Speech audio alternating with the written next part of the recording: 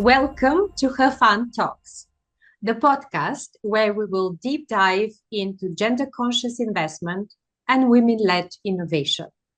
In today's episode, I have a great guest, Plamena Cherneva. Plamena is an IT professional, passionate entrepreneur, and relentless diversity and inclusion advocate. After graduating with a master in computer science and engineering from Technical University of Denmark and experiencing all possible challenges as a minority in the industry, she established a great organization, Wanda Coders NGO. It was meant to support and inspire more women to pursue careers in technology. And this led to also founding the Nordic Women in Tech Awards, one of the biggest women in tech communities in the Nordics, and a board member of the European Female Founders Forum. Plamena has been nominated for multiple European and global awards for her advocacy in supporting women in technology and advancing these careers. So it's a great pleasure for me to welcome her in the podcast. And we've known each other now for, I think, several years already. We've been very passionately working on promoting female founders and the great organization and network that we've been building together. And today we will be talking specifically about what will be some of the ways that we can improve the culture, also the ecosystem, the motivation for women to lead new companies, but also how do we create this critical mass of supporters that can work with more women entrepreneurs so that we create a bigger impact, both in Europe and internationally. So Plami, welcome, and it's my pleasure to start a conversation. And what I want to ask you is something that we know is already becoming quite important, to talk about the culture and biases and stereotypes that are related to funding and to securing ways to grow female founded startups. So in your mind, how do these biases influence actually attraction of funding? Well, thank you very much, first of all, for the introduction, also for the invitation to be part of this great podcast. I think it's so important to talk more about this and also see different perspectives. So thank you very much to Her Fund, to Dear BG for organizing this. I can talk for ages about stereotypes because I have experienced a lot being a minority in such a male-dominated industry as technology. But I feel like, first of all, stereotypes can be both, in my eyes, positive and negative. Positive stereotypes, every time you talk, you can put, for example, people in a group saying that, oh, people from this country are such a great runners, and then you build this kind of positive stereotype that keeps giving and giving more, right? But then if you put negativity in stereotypes, then it becomes like prejudice and brings more troubles than anything else. And this is why I feel like being in business, whether it's starting your own organization or being in technology where you're a minority and there's so many prejudice for women in the tech industry or female founders as well, saying that, oh, women are not good with technology or women are not good with business. This is where you actually set them for failure already before they have even started. And unfortunately, it happens a lot. I have experienced that where there's ladies having such a great ideas to start their own businesses, companies, startups. But from the moment that they start thinking of how to scale up their idea or how to even get started, they're like, oh, maybe this is not something for me. Because first of all, they get pushbacks from investors. They get pushbacks from even people around them, telling them, why don't you just, go get a full-time job somewhere? It would be easier, Pushbacks. or this is not for you. Yes. Exactly, Yeah. exactly. So these are, instead of setting them for failure from the beginning, why don't you just say, hey, give it a try? Give it a try. You never know what will happen, right? Surround yourself with the right people, surround yourself with the right communities. So important. The people that actually give you the motivation, give you the energy, give you the support that you need. Sometimes we tend to actually transfer our fears to other people only because we are afraid that we are going to fail. It doesn't mean that we have to transfer it to other people, right? So yeah, our words really matter. Yes, and also I liked that you made that differentiation between positive way of stereotyping in one way and then negative, because it kind of predetermines which way things will go. And on the one Absolutely. hand, we see this very powerfully amplifying a message and supporting, and on the other hand, is very powerfully actually downsizing and even uh, uh, refuting something that could have a valid basis. So you were saying culture and stereotypes are actually critical Mhm. Oh for yeah, how we absolutely. can have funding, and how we can in fact impact the funding landscape for the female founders. So if from that angle, then in what way does mentorship and access to network uh, support or stimulate female founders, or how important it is in your mind? Mentorship so crucial, so crucial. Honestly, since we have built the community, and now even with the EFF, you have been also part of this. You see the power of women lifting each other up, and this is so crucial. But then I feel like we need, it's women supporting women, and I love that. But I also really like to see our, the other part of the population on Earth supporting women as well.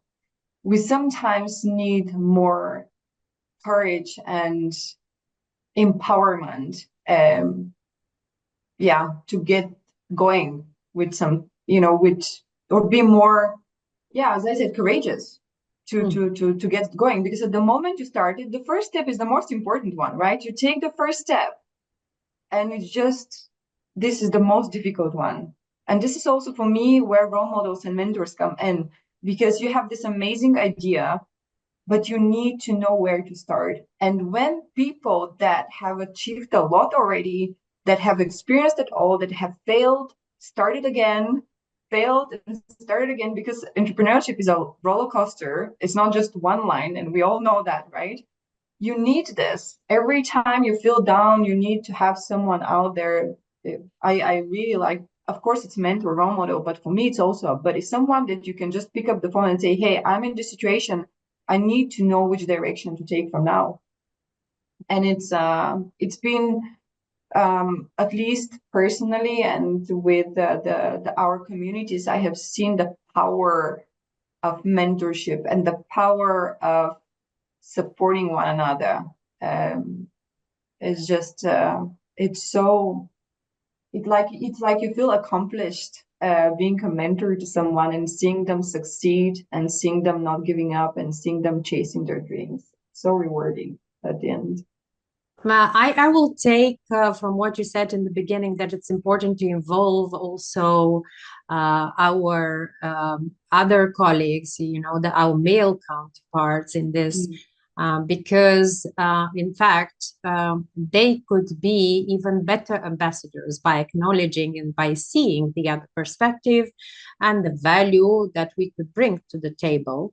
So this is just reminding me that to share that we will be in our podcast also bringing uh, male counterparts, will be investors, not just female.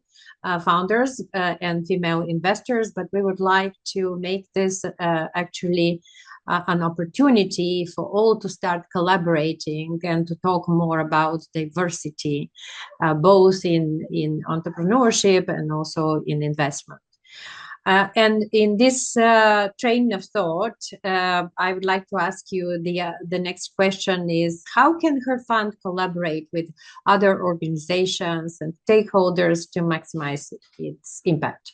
We have actually already seen that because we have tried it and we see how powerful it can be, because there's so many organizations and communities out there, whether it's VCs communities, investor communities, I can name a lot of names out there. Seeing these organizations working together into making a difference, it's amazing. I keep using the word powerful, but it indeed is powerful, because this is where a change happens. And you have always also been, and you are involved in innovation.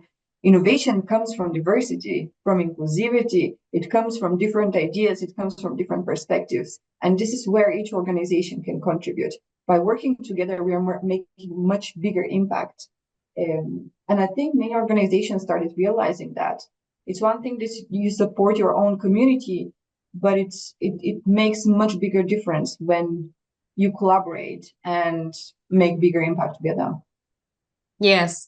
Okay. So I know we're building these relationships, and what I hear also is that we should expand it both on the side of investors, but I think some strategic ones, also on international level, national and international level, so that this becomes actually something that maybe Europe can be competitive with and lead the way in proposing such kind of collaborations and new way in investment.